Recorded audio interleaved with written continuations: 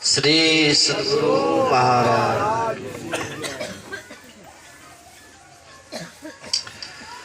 बंदो गुरुपद कंज कृपा सिंधु नर रूप हरि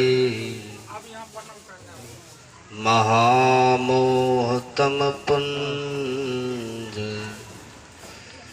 जासु वचन रवि कर निकर। धन्य धन्य सद्गुरु सुखद महिमा कही न जाए। जो कुछ कहूँ तुम्हारी कृपा मोते कछु न बसा।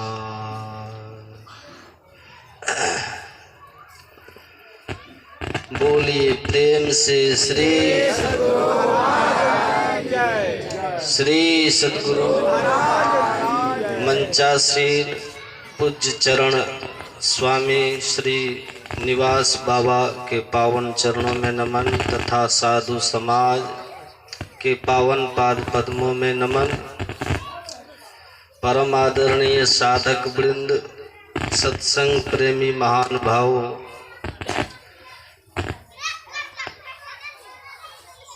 धर्मानुरागिनी माताओं एवं धर्मशिला भाव,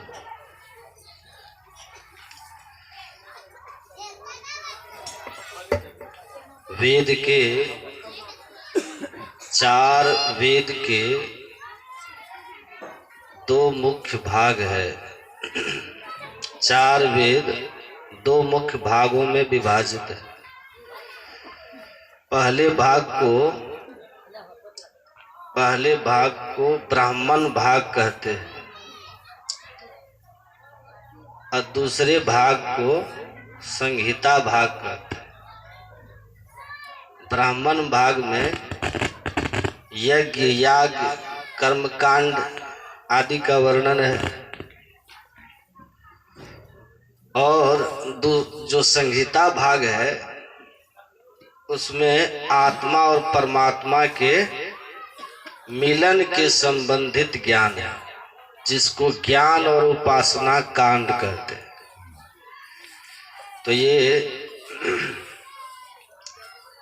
बड़ा संजोग है कि हम लोग ज्ञान कांड में बैठे हुए हैं।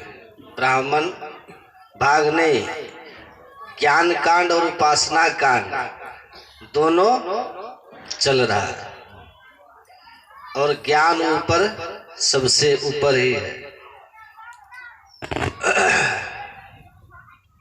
तो महर्षि दयानंद सरस्वती वेदों की भूमिका पर टीका लिखते हुए उन्होंने लिखा है कि वेद का जो कर्मकांड भाग है, जो व्रत उपवास लोग करते हैं ना, आप यज्ञ व्रत उपवास यज्ञ हवन दान पुण्य, वो कहते हैं ये सब जो सत्कर्म है कर्मकांड भाग के है, ब्राह्मण भाग के है। तो ये पुण्य के साधन है, इनके संस्कार स्वर्ग के हैं। लेकिन ये जो पुण्य है ब्राह्मण भाग का जो कर्म कांड है और उनको जीवन में धारण करने से जो पुण्य होता है वह पुण्य स्वर्ग जाने के लिए नहीं। ज्ञानी जन उस पुण्य को स्वर्ग के विषय भोग के लिए नहीं जानते मानते, वह उसको क्या करते हैं, पुंज बिनु मिले ही न संतान। वो उस पुण्य का फल यही मानते कि हमारे जीवन में संत मिल जाए, क्योंकि जब तक संत नहीं मिलेंगे तो परम धाम अर्थात संगीता भाग शुभारंभ हो ही नहीं सकता। क्योंकि प्रथम भक्ति, भक्ति का उद्देश्य क्या है? परमात्मा से मिलना, मुक्ति पाना। भक्ति निसेनी मुक्ति की, भक्ति मुक्ति की सीढ़ी है।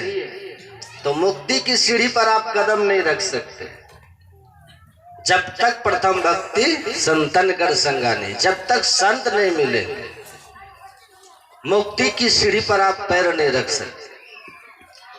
ब्राह्मण भाग आपको स्वर्ग की सीढ़ी पर पैर रखवाएगा और उसका फल ये होगा कि आप अपने पुण्य के रहते स्वर्ग का सुख भोगिएगा, और जब स्वर्ग का सुख समाप्त हो जाएगा तब, पुण्य छीन हो जाएगा तब, फिर कहते हैं फिर मर्तलोके विसंति, फिर यही संसार चक्र है।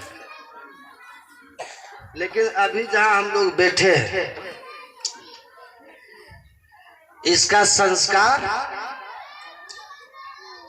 बहुत सारे यज्ञों को पुनर्जन्म में पहले किए हुए होंगे, उसके पुण्य के फल से यहाँ तक आप आए हैं। ये पंडाल में आ जाना ये साधारण बात मत समझ। यहाँ सत्संग में बैठ जाना बहुत जन्म जन्म तक के किया हुआ पुण्य फलित हुआ होगा, तब हुआ। ये मेरे वचन नहीं, भगवान श्री राम के धर्म शास्त्रों के वचन है, वेदों के वचन है कि विभिन्न तरह के कर्म कांडों से होने वाले पुण्य जब पुंजीभूत होते हैं तो हमको सत्संग में आने का शुभ अवसर मिलता है, और यहाँ से शुरू होता है मोक्ष में जाने का मार्ग। यहाँ से प्रारंभ हुआ भक्ति जो मुक्ति की सीढ़ी है। तो हम लोग बहुत भाग्य वाले हैं जो कि पुण्योदय हुआ है, ईश्वर की कृपा भी हुई है। जब पुण्योदय और ईश्वर की कृपा होती है, दोनों मिलती है, तब सत्संग मिलता है।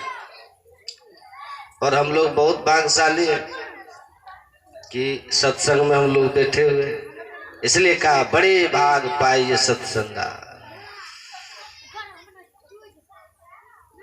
क्योंकि इससे बढ़कर नहीं कछु दुर्लभ ज्ञान समाना। ज्ञान से दुर्लभ कोई चीज है ही नहीं। सब सुख का आधार क्या है? ज्ञान। जिनके पास भौतिक विद्या का ज्ञान जितना बड़ा है ना, वो संसार की सुख सुविधा उतना अपने जीवन में बटोर पाते हैं। जिनके जीवन में अध्यात्म का ज्ञान जितना अधिक है, वो अपने अंदर के आत्मिक रस का उतना ही उपभोग करके मस्त हो जाते।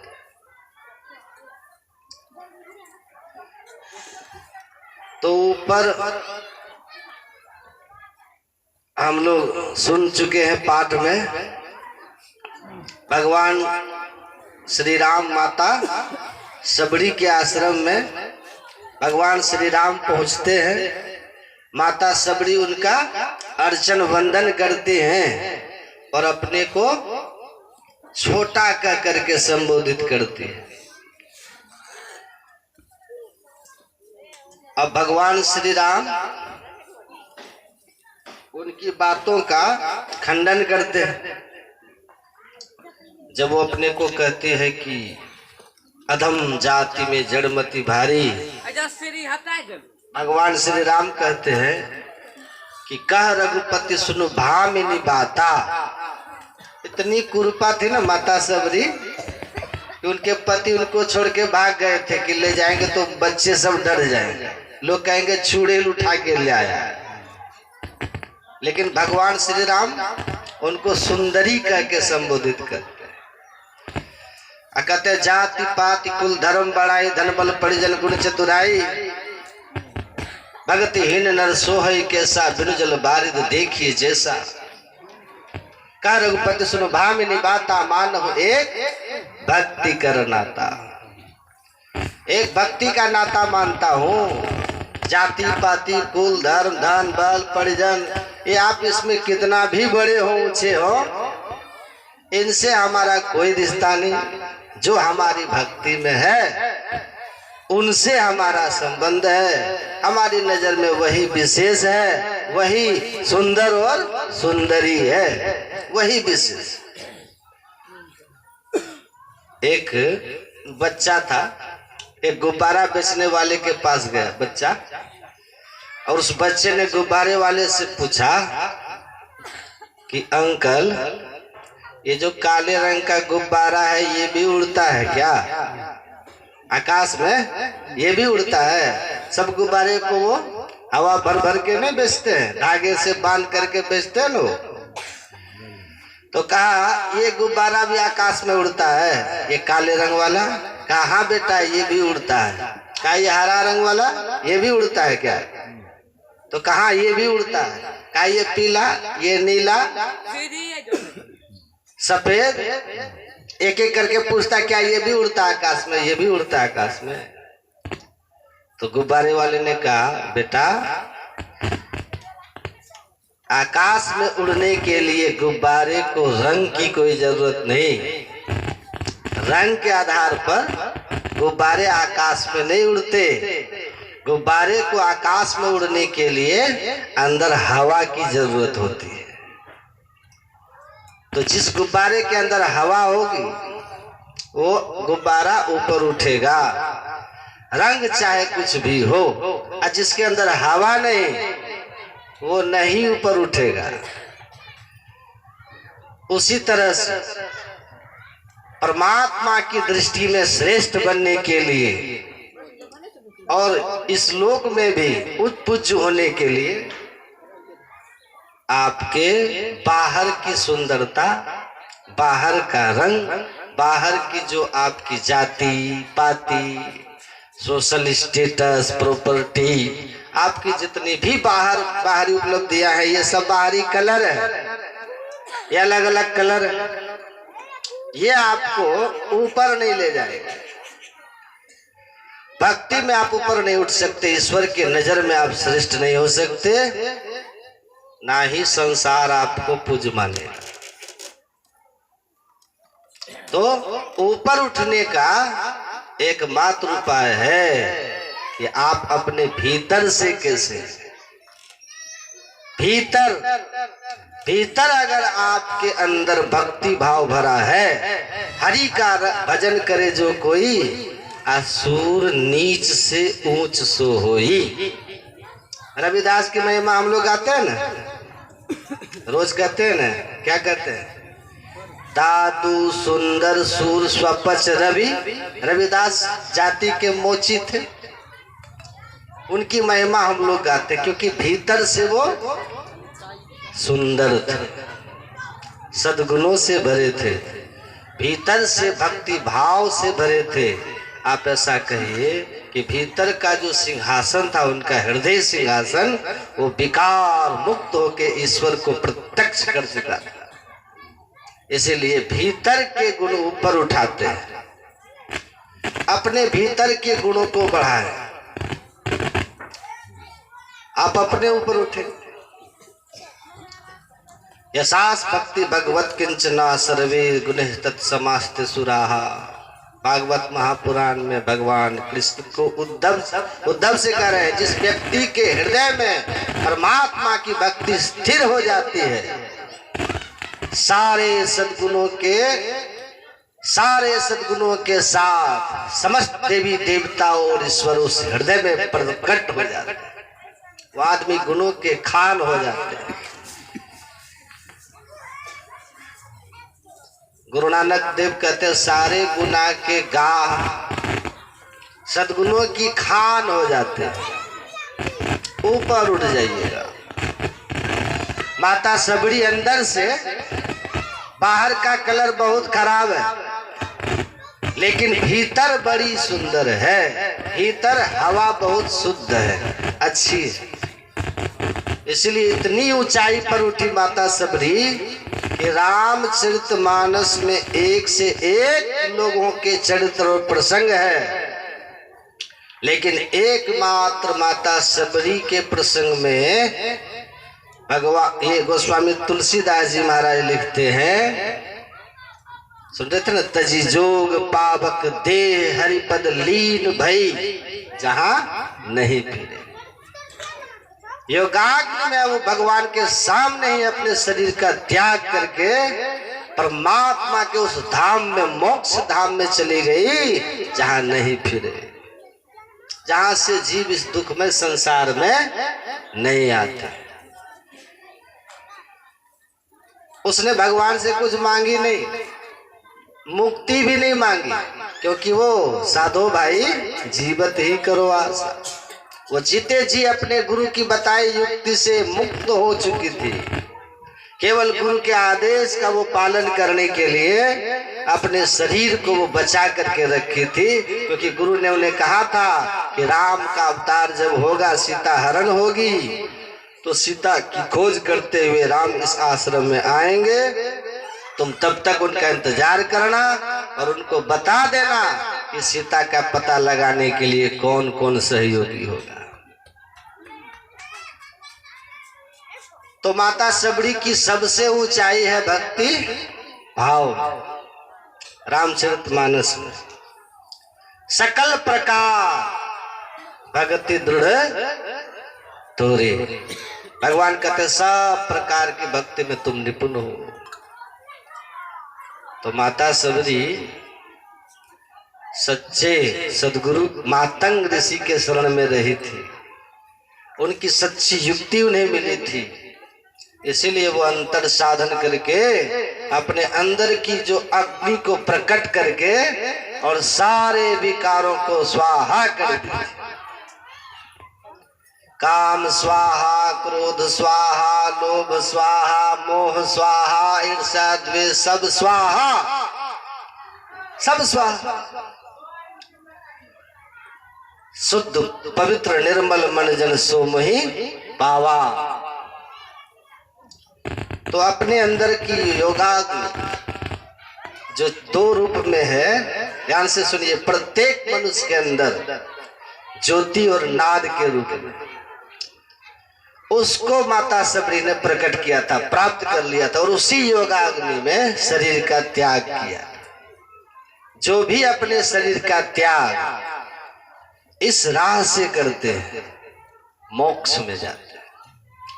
बाकी और किसी रास्ते से तन के 9 द्वार, 2 आंख, 2 कान, मुंह, नाक के 2 नीचे मलमूत्र, ये 9 के 9 द्वार में से जीव निकलता तो जम के फांस में बनता है, और बहिया पकड़ जम ले चला कोई संग ना साथी हो। लेकिन एक द्वार आपके अंदर में है, कल भी बात हुई थी, मोक्ष का द्वार। उस मोक्ष के द्वार में जो प्रवेश करता है उसी को योगाग्नि ज्योति और नाद रूप में प्राप्त होती है। वह अमृत है। गगन मंडल में अवधा कुआं, तहां अमी को वासा, सगुरा हो सो भर भर पिए, निगुरा जाए पियासा। ये उल्टा कुआं गगन में, तिसमें जरे चिराग, ये अपना खोपड़ी है ना, उल्टा कुआं है। कुआं का मुंह ऊपर की ओर होता है ना, आप बाल्टी डाल के पानी निकालते हो, पीते हो और तृप्त होते हो, लेकिन ये कुआं उल्टा है, इसके यहाँ पर घुसने का रास्ता है, बिल्कुल उल्टा कुआं है। इसमें अमृत है। गुरु गोरखनाथ जी कहते हैं ना, संत कबीर साहब भी कहते हैं, सदगुरु महाराज भी कहते हैं, सुखमन के झीना नाल से अमृत की धारा बही रही, अमीन सूरत धार धर भाठा से शिरा चढ़ी रही। तो अमृत की धारा बह रही है सुषुम्ना के झीना नाल से। गुरु नानक देव भी कहते हैं, यही कह रहे हैं, सुखमन के घर राग सुन, 9 दरवाजे 9 दर फीके, 10 में अमृत रस चुई जाए। 10वें द्वार में अमृत का वास है, अमृत रस है। गुरु नानक देव भी कहते 10वें द्वार में जाइए, अमृत मिलेगा। ये 10वां द्वार असली गुरु यही ज्ञान देते हैं। गुरु महाराज के प्रवचन में है, सहजोबाई की वाणी का अर्थ करते हुए कहते हैं, भया जी हरि रस पी मतवारा, 8 पहर झूमत ही बीते, डार दियो सब भारा। कहते हैं ये हरि रस पी के मत वाला कब होते हैं? और ये हरि रस है क्या? रसे वस, वो परमात्मा रस रूप है। कौन सा रस है वो? हरि रस। किस रूप में मिलता है वो? तो गुरु महाराज कहते हैं ईड़ा पिंगला ऊपर पहुंचे सुखमन पाट उघारा, भया जी हरि रस पी मत वाला। साजो भाई कहते ईड़ा पिंगला ऊपर पहुंचे सुखमन पाट उघारा, ईड़ा तिष्ठति बामेन पिंगला दक्षिणेन तू तयोर मध्य वरंग स्थानं यस्तं वेद सवेदविद। वेद भगवान भी कहते हैं बाएं आंख की दृष्टि की धार को ईड़ा, दाहिनी को पिंगला कहते हैं। दोनों के मध्य में जिसको शिव नेत्र कहते हैं, भ्रूर मध्य सच्चिदानंद तेज कुटुरूपम तारकम ब्रह्मा, दोनों आंखों के ठीक मध्य में वहां शिव नेत्र में अमृत का वास है। उस अमर स्थान को, उस श्रेष्ठ स्थान को, शिव नेत्र सहरक सुषुम्ना को जो जानता है, प्राप्त कर लेता है, वेद भगवान कहते हैं सच्चे अर्थ में वेद को वही जानता है। बाकी तो कलछुल की तरह वेद की ऋचाओं में घूमते रहते हैं, रट लिए बोल दिए, पता कुछ है नहीं। पंडित अक्षर को बूझ गया फिर पोथी को नहीं बाँचेगा, मूर्ति की सूरती आप भया, मूर्ति आगे क्या नाचेगा। ये अवस्था हो जाती है, ऊंची अवस्था है, नीचे से ऊपर तक की आती है। भिक्षु सेठी बादशाह भया, अब भिक्षा को नहीं जांचेगा। रामतीर्थ की महिमा, अमेरिकी राष्ट्रपति रूजवेल्ट गए मिलने उनसे, स्वामी रामतीर्थ को कहा आप मेरे मेहमान हैं, अमेरिका में जब तक है कोई जरूरत पड़े तो हमको कहिएगा। स्वामी रामतीर्थ ने अमेरिका के राष्ट्रपति को देखिए क्या कहा। एक फकीर जो सच्चे अर्थ में बादशाह था, सिकंदर को महर्षि दांडिया नहीं बोल सकता है, किसी राजा की औकात नहीं थी उनके सामने आग मिलाने। लेकिन फकीर जब उसको ऐसा फटकारा कि भारत से घूम के भाग गया सिकंदर। स्वामी रामतीर्थ एक पैसा पास में नहीं, एक कपड़ा नीचे एक कपड़ा ऊपर। और जब रूजवेल्ट ने कहा कि कोई आवश्यकता हो हमें कहे, मैं यहाँ का राष्ट्रपति आपकी मदद सेवा की व्यवस्था कर दूंगा, तो स्वामी रामतीर्थ ने हंस के कहा था जिसकी स्वयं संसार की मांग खत्म ना हुई हो वो मुझे से बादशाह की जरूरत पूरी करने की बात करता है। राष्ट्रपति अगर आपको किसी चीज की जरूरत हो तो आप मांग लें, अगर और कुछ साल अमेरिका का राष्ट्रपति रहना चाहते हो तो वो भी मांग लो, वो भी दे दूंगा, वो भी दे दूंगा। आप मुझे क्या दीजिए, मैं राम बादशाह हूं, राम बादशाह, सच्चे अर्थ में बादशाह हूं, प्रकृति पर अधिकार है मेरा। इतना शक्ति थी ना उनको कि जड़ को कौन कहे। अपने सहयोगियों के साथ हिमालय होकर के गुजर रहे थे, जहां उन्होंने साधना की थी टिहरी के पास। हिमालय पहाड़ से बहुत बड़ा एक चट्टान गिर रहा था, सब भागने लग गए और उन्होंने कहा कि लोग भागिए गुरुदेव, चट्टान गिर रहा है, दब जाइएगा। सब भागने लगे। राम तीर्थ मुड़े और वो चट्टान का कोई आधार नहीं, सीधा खड़ा पहाड़ से गिर रहा था। अब मुड़े और ऐसे उंगली उठाकर कहा ठहर जाओ, ये राम बादशाह का आदेश है। चट्टान बिना किसी आधार के जहां के तहां खड़ा हो, ये सामर्थ्य बादशाह। तो सच्चे अर्थ बादशाह संत है। तो मैं कह रहा था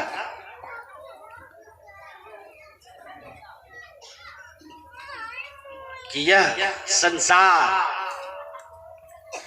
में जो अपने अंदर के आत्मरस को प्राप्त कर लिया, निर्भीक हो जाता है। भगवान श्री कृष्ण का अभयम, अभयता, उसकी जीवन में किसी तरह का भय नहीं। अपने अमर स्वरूप को जिसने पहचान लिया है, उसे भय कैसा? अभय है। तो अंदर में हरि रस, गुरु महाराज कहते हैं ना, देखो यह जो अंदर का हरि रस है ये प्राप्त कैसे होता है?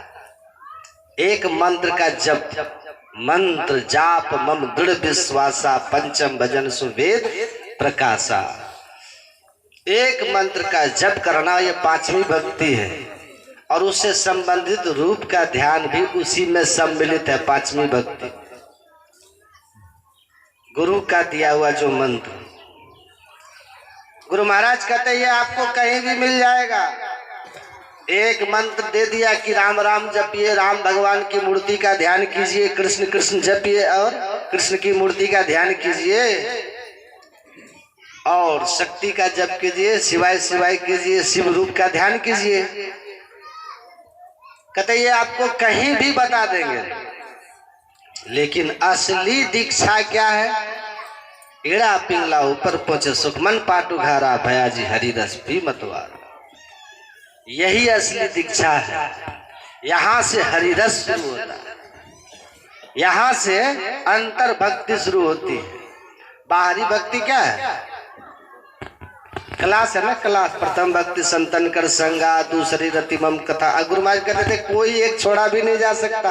ऐसा नहीं कि आप जब छोड़ दो, सत्संग छोड़ दो, नहीं। गुरुपद पंकज सेवा, तीसरी भक्ति अमान, चौथी भक्ति मम गुण गण करे कपट तजिगान, मंत्र जाप, फिर तब छठ तम शील विरति बहुकर्मा, निरंतर सज्जन धर्मा। छठी भक्ति जहाँ से शुरू होती है वह यही है, इस तरह से आप अंदर में प्रवेश करके हरि रस को पान करके उस अपने को अमर कर लेंगे, या उस योगाग्नि को प्राप्त कर लेंगे जो योगाग्नि बिंदु नाद रूप में, ज्योति नाद रूप में आपके अंदर में है, और आप माता सबरी की तरह ही परम गति प्राप्त कर लें। ये छठी भक्ति का ज्ञान, ये बड़ा दुर्लभ ज्ञान है, ये सूक्ष्म भक्ति है, ये अंतर की भक्ति है। इसलिए कहा कि पंडित अक्षर को बूझ गया फिर पोथी को नहीं बाँचेगा। जान गया ना, संसार के पीछे मत भागो, हरि के पीछे भागो। हरि योग क्षेम बहाम में हम आपकी सारे जरूरतों की पूर्ति वो कर दे।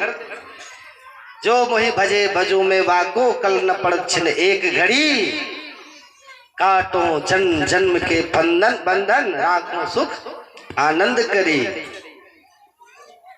तो भगवान कहते हैं आप उनका भजन करिएगा ना तो आपको हमेशा वो याद रखेंगे, और आपके बंधनों को भी काटेंगे, संसार में भी जो चाहिए उसकी व्यवस्था भी करेंगे। कहते ठीक से अगर शास्त्र को समझ लिया, योगक्षेम बहा में हम, तो किसी राजा के दरबार में जा करके उसकी दरबारी गीत नहीं लिखेगा। फिर वो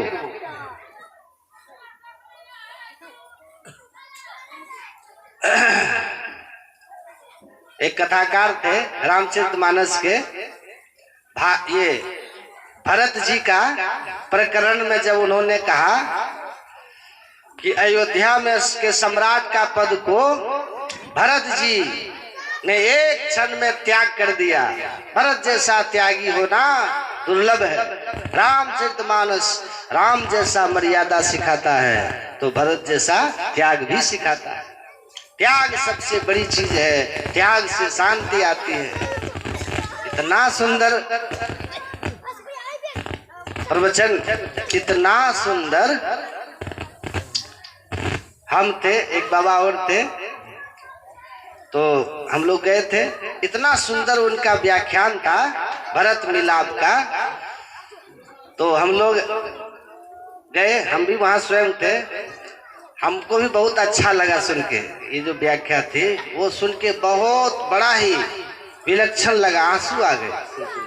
लेकिन जब उनकी विदाई हो रही थी ना, विदाई, और वो आए थे 1.25 लाख रुपये कथा करने के लिए, और कमेटी के लोगों ने उनको कहा कि बाबा चंदा कम हुआ है, चढ़ावा तो आपको हो ही गया है, पैसा सोना कपड़ा 25,000 छोड़ दीजिए बाबा। तो उन्होंने कहा कथा मेरा प्रोफेशन है, इसमें कोई समझौता नहीं होगा।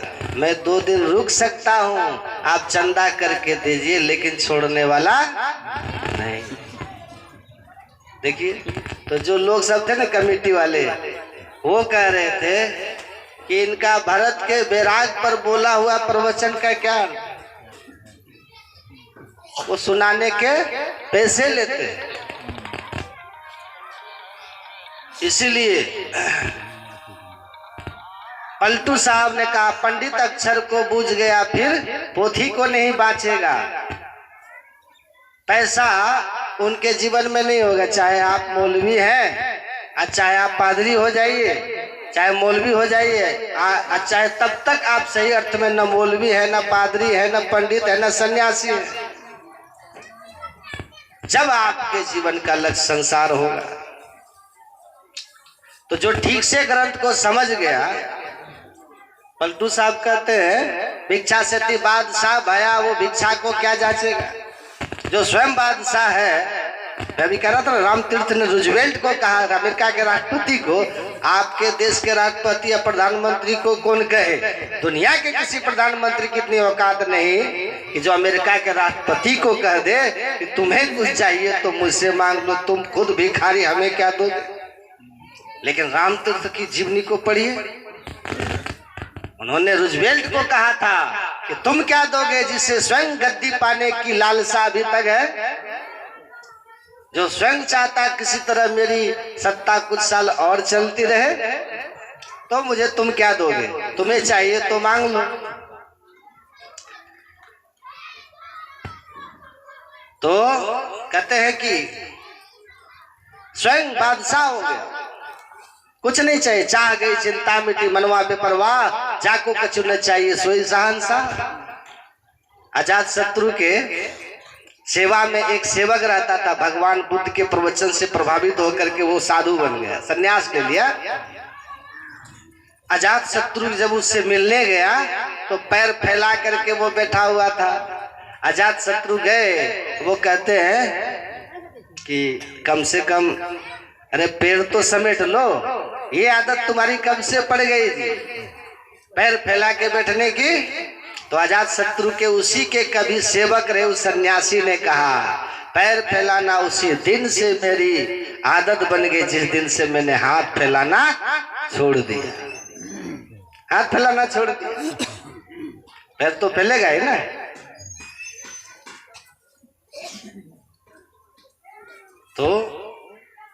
तो संसार में भिक्षु सेठी बादशाह भया, भिक्षा को क्या जांचेगा।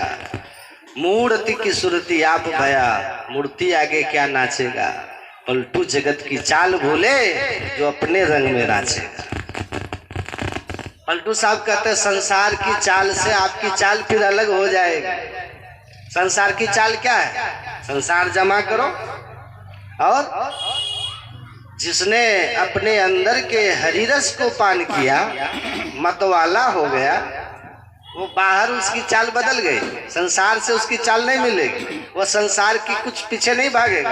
अगर हम भाग रहे हैं इसका मतलब हमारे अंदर अभी अपने रंग में राचेगा की स्थिति नहीं है। माता सबरी जैसी भी है, भगवान राम कहते हैं हे सबरी तुम श्रेष्ठ हो और प्रिय हो, क्योंकि भक्ति में तुम निपुण हो, और इसीलिए जो भगवान की भक्ति में अपने जीवन को बिताते हैं और इस तरह से जानते हैं छठी भक्ति सातवीं भक्ति, अंदर में जो गाग्नि, ये अंदर की जो गाग्नि वही है जो ज्योति है। छठी भक्ति प्राप्त करने का साधन, और सातवीं भक्ति से अंतर्नाद की प्राप्ति होती है। तो ये सब मनोनिग्रह, तो ये साधना जीवन में जब होगा, आप ठीक ठीक ईश्वर भक्ति के स्वरूप को समझेंगे, बहिर्रंग और अंतरंग भक्ति दोनों को करेंगे, तब जाकर के आपका कल्याण होगा। और ऐसे भक्ति के पथ पर चलने के लिए गुरु की बहुत जरूरत होती है। जब तक आपको सच्चे गुरु नहीं मिलेंगे तब तक आप इस पथ पर आगे नहीं बढ़ सकेंगे। इसलिए कहा कि भक्ति में, तीसरी भक्ति में गुरु की महिमा है। बिना गुरु के ज्ञान नहीं होता, इस मार्ग पर आप आगे नहीं बढ़ सकते। बोलिए प्रेम से श्री सद्गुरु।